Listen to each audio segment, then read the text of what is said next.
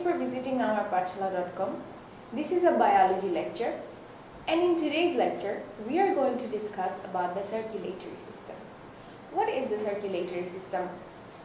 The circulatory system is a system that carries blood and dissolved substances to and from different parts of the body. So basically, if we have to carry a substance, say a chemical, from point A of our body to point B, that's the task of our circulatory system. Now, how does it do so? Basically what I'm trying to say is, what is it that pushes the chemicals or whatever that we have to carry from one place to another? What is the pump here? Heart is an organ of our body that mainly does the pumping task. So heart has the job of pumping these substances throughout the body. Now, how does it do so? How does heart carry or pump all these substances that is dissolved in our blood? So heart pumps blood and other chemical substances, gases, water, food throughout our body by tubes that are known as blood vessels. So we can safely say that heart and blood vessels together makes up the circulatory system. In this diagram, you can see a detailed view of our circulatory system.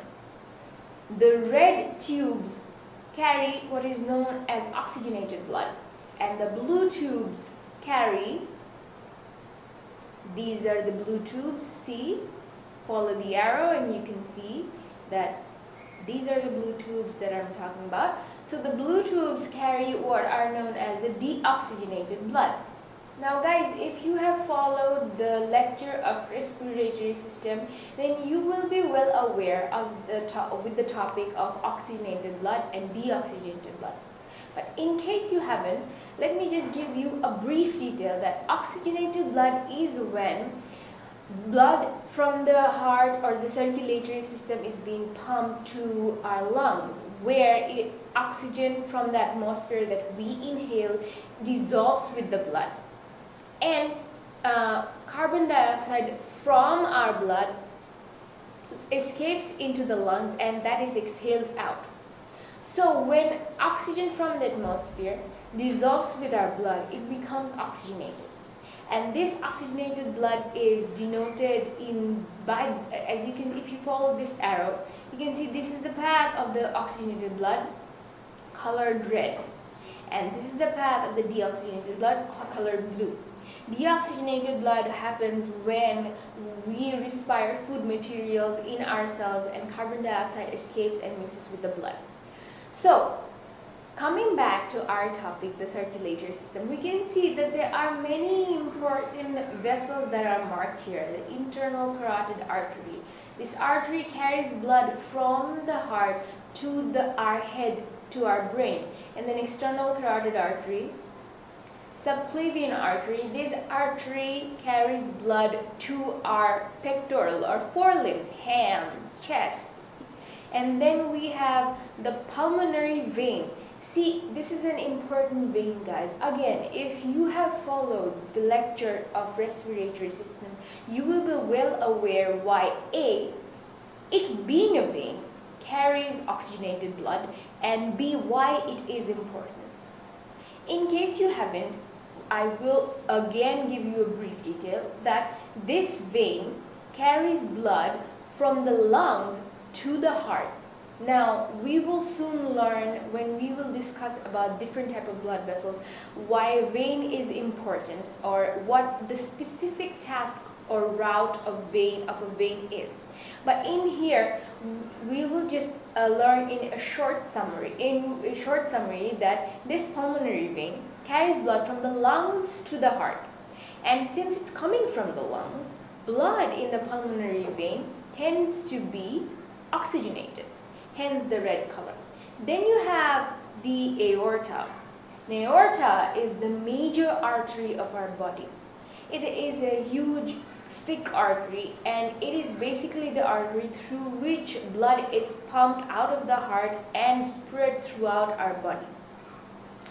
After that, you have brachial artery, renal artery, the artery that supplies blood to the kidneys, You have the radial artery, the artery that supplies blood to radius, the bone in our arm, then ulnar artery, iliac artery, and so and so.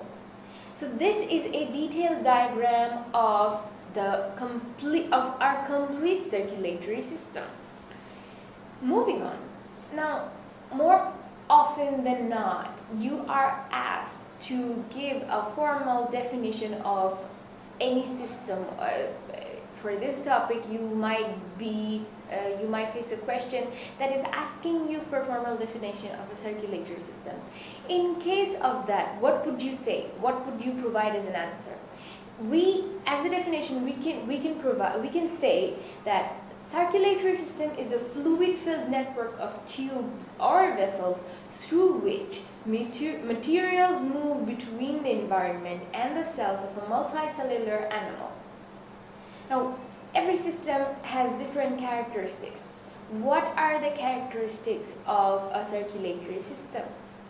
A circulatory system connects all parts of the organism in a way that allows individual cells to thrive as well as for the organism to function as a unit, which means that it is a system that supplies to each and every cell, and as a general, it supplies the whole being, which means that blood not only supplies nutrients and water and important substances through each cell, but doing so, it helps the whole body to function properly.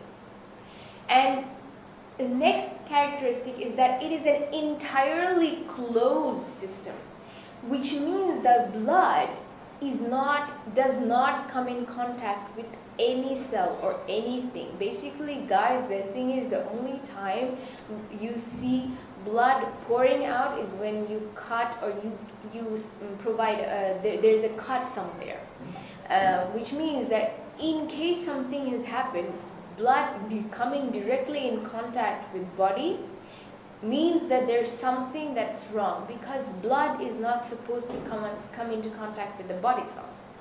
Everything that is transported from the body cells to the blood and vice versa happens by the process of diffusion. Now, moving on to one of the most important organ in the circulatory system, guys, we have the heart. The human heart is an interesting organ.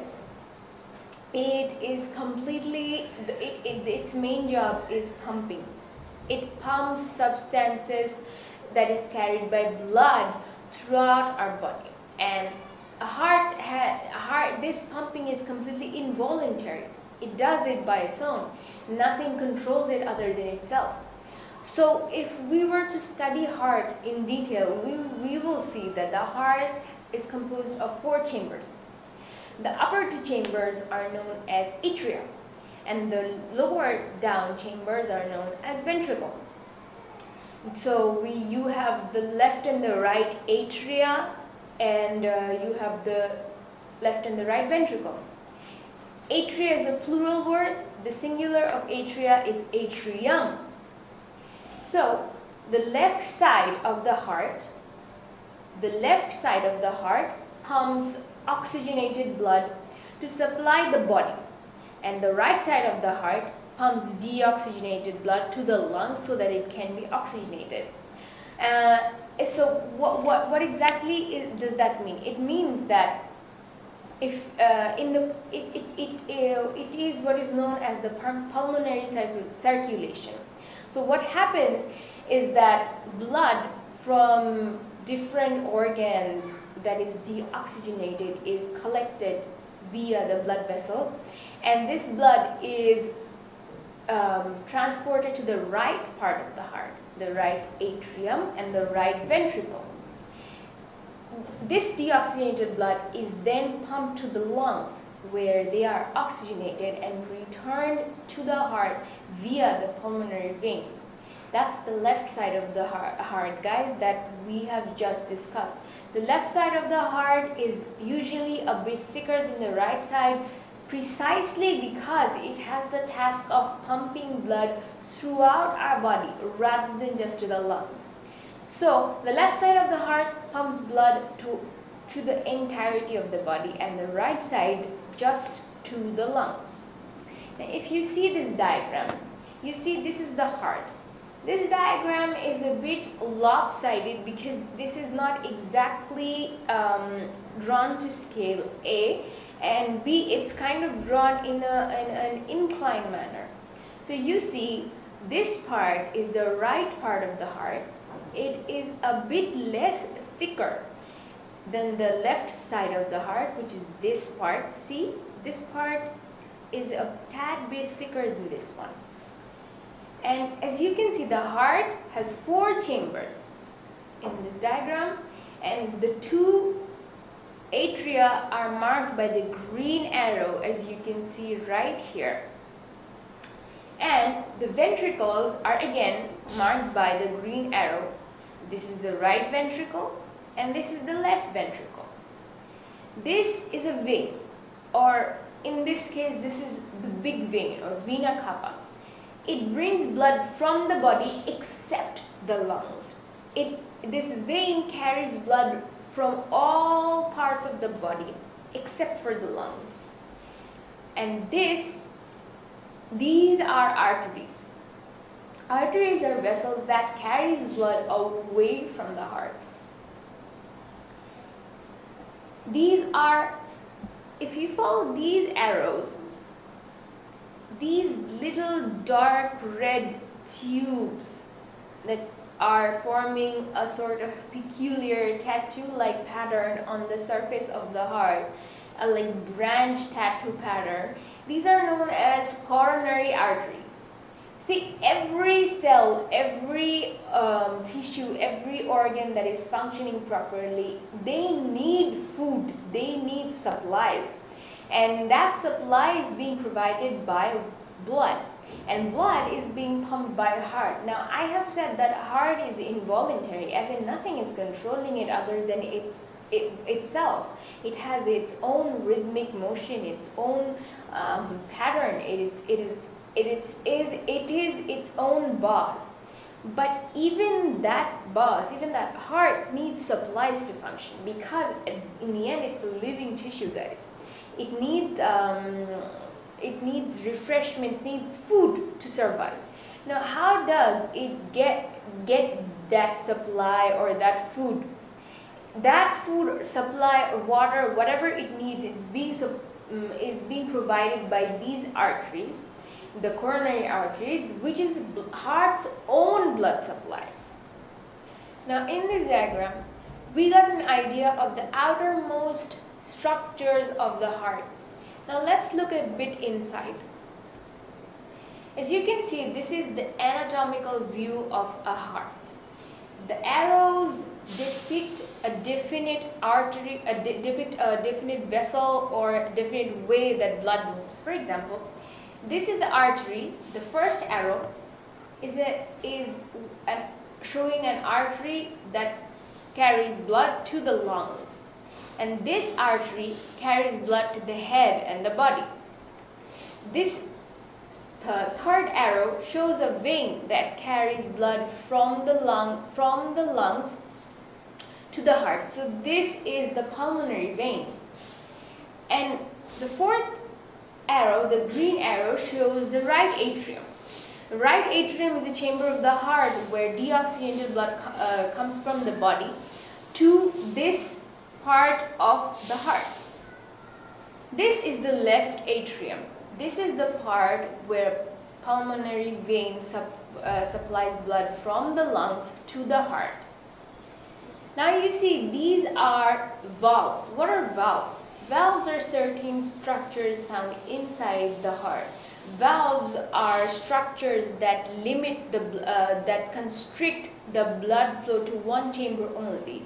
So what happens is, if blood from different parts of the body, say from legs, from our gut, from our liver, is coming through the different veins that are carrying them and into the heart, and it's being emptied into the right atrium, it has to first fill the right atrium completely, and then it will go down to the ventricle. Both will not fill up at the same time. So in order to restrict the blood flow to one chamber only, the valves are there. The valves acts as a kind of a barrier up until the atrium is fulfilled, and then when it is fulfilled, the valves kind of opens their gates and blood pours down. The valves, one here, and then one here, and then the other is here, are there to restrict. Number one, their job is therefore in twofold. Number one, they restrict the blood flow to one chamber only, and then they also prevent backflow of blood. See, if heart pumps blood from this ventricle through this artery, so that blood does not flow back towards this direction, this valve is here. This valve will allow blood to go through this direction only. If it were to come through the opposite direction, it will fall as a gate. Now, then you have the right ventricle. After the right atria, we know that the lower chamber is what is known as the right ventricle. Then you have the left ventricle. The left ventricle is the lower chamber on the left side of the heart, and the left ventricle is what lastly pumps blood out of the heart and into the different parts of the body through the aorta. Now, what is the function? What are the chief functions of a circulatory system? A circulatory system transports materials that are needed by cells, for example, oxygen, glucose, water, chemicals, etc., etc., etc. Whatever we take in, whatever that is transported into the blood, say oxygen, we breathe it in.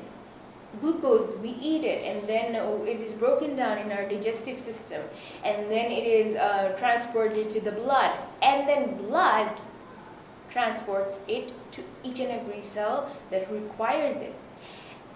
But is this just the only job it has, transporting or providing important materials to different parts of the body?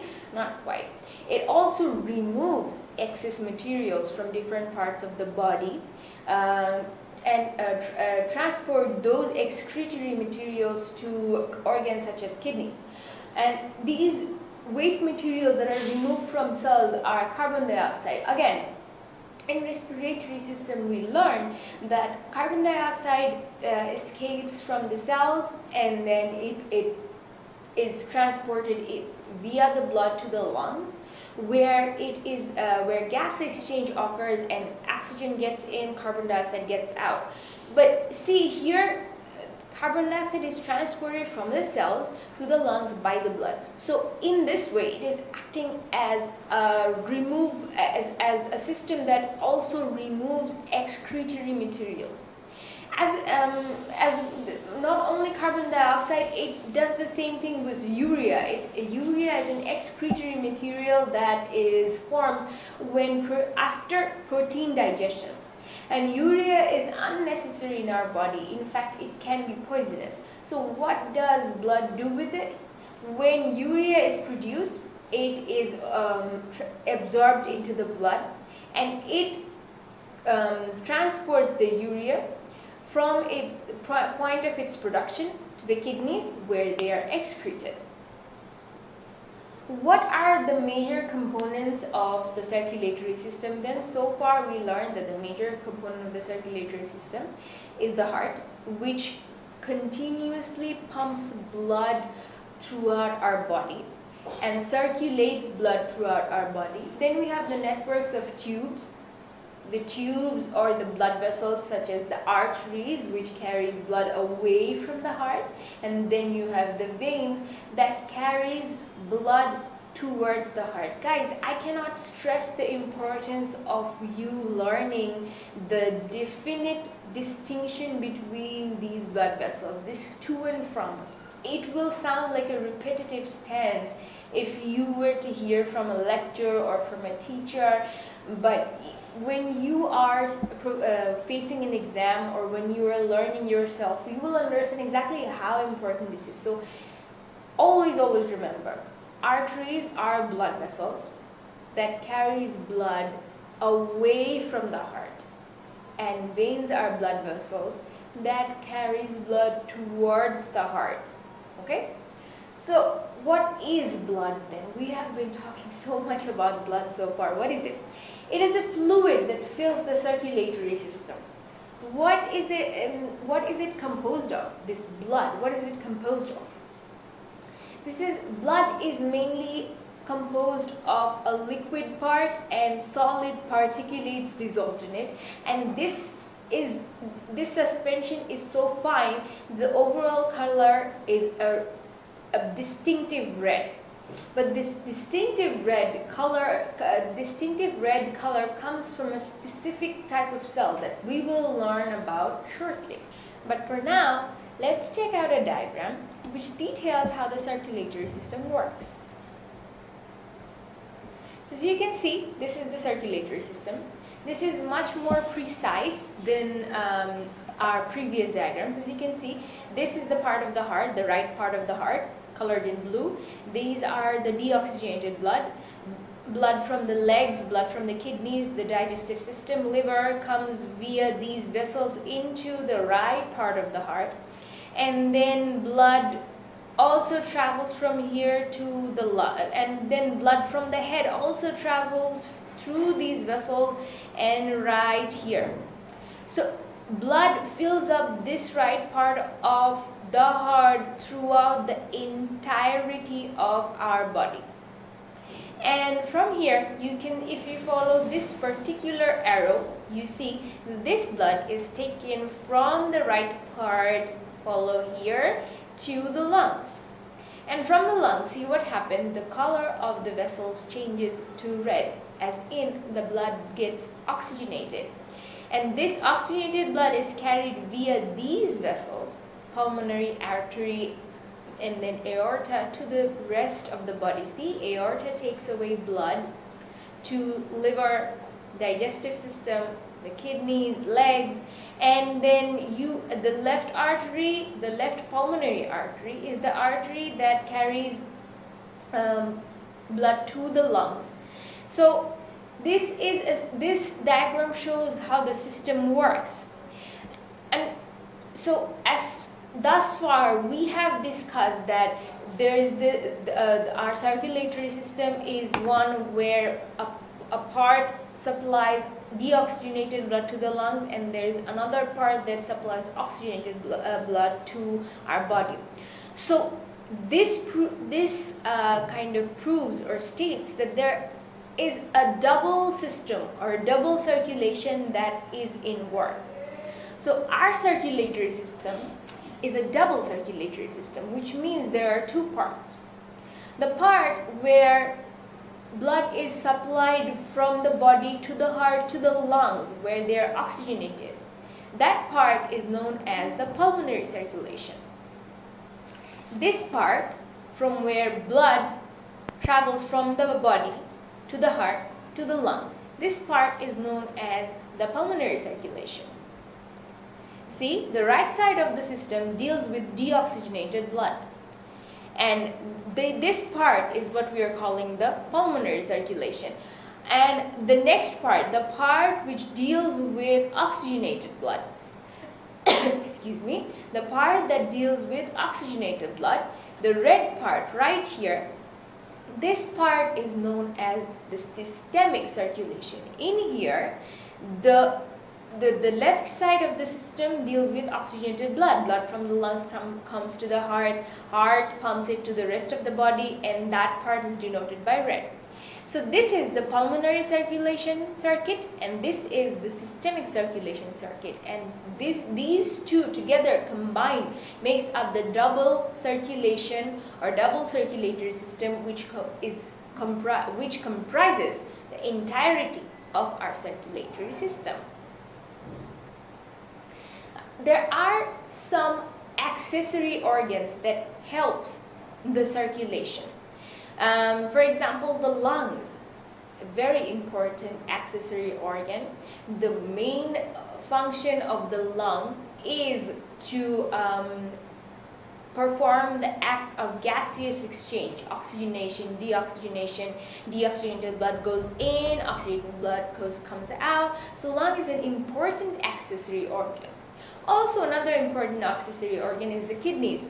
Kidneys, as we learned, blood also is involved in removal of excretory products from our blood, right? So kidney is the organ where blood supplies this blood filled with excretory material such as urea, where this blood is screened, and then urea and other excretory product is removed from the blood, and this work is chiefly done by the kidneys. So that's how kidney is an important excretory organ. And also small intestine, large intestine. How is small intestine an important accessory organ?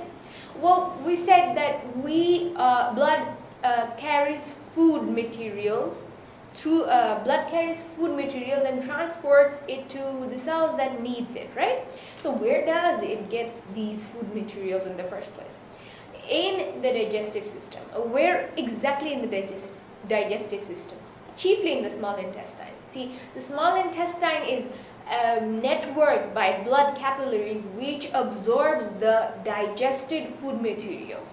So in that way, small intestine is important for digestive food materials, and large intestine is important because from large intestine blood absorbs mainly water, excess water that is left in the food before it is converted into feces that is later on ingested of our bodies. As you know, the water that is excess in our food is absorbed in the large intestine. But where does that water go then? That water is then taken up by the blood vessels. So up until this point, we learned what a circulatory system is, and we learned its characteristics. We learned about heart and how important an organ heart is. We learned how heart works. We learned about the two circulatory. We learned that our circulation is a double circulation. We learned about pulmonary circulation and systemic circulation. And lastly, we learned about a few accessory organs which supplies our circulatory system. This in all concludes the first part of the circulatory system lecture. In the second part, we will look into more detail at the circulatory system. I hope that up until now, I have helped you understand this part of the lecture completely. And up until the next part comes along, have a nice day.